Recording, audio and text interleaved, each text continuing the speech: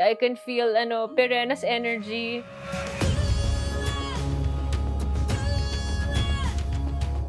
Years ago, 2005, nagsisimula pa lang akong mag-artista noon. So, syempre, naririnig ko na yung Encantadia.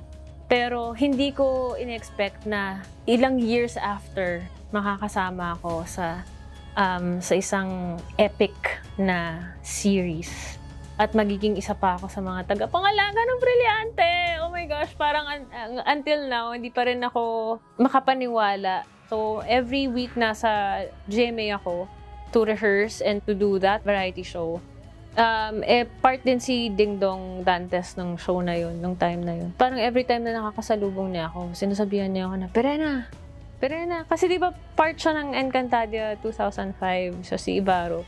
So parang siguro nabalitaan niya na naririnig niya yung pangalan ko. Tapos ako naman parang, bakit? Tapos parang lagi ko siyang ginagawa, hindi yan. Kasi wala naman akong naririnig na kahit na anong even invitation to audition or interested pa ako to be part of it. Pero, syempre, at the back of my mind, parang iniisip ko yung, shucks, sana nga totoo. And then, ito pa yung isa sa mga hindi ko makakalimutang ginawa ko for 2016. Sinuot ko yung classic, iconic warrior costume ni Perena, OG Perena, Miss Sunshine Dizon.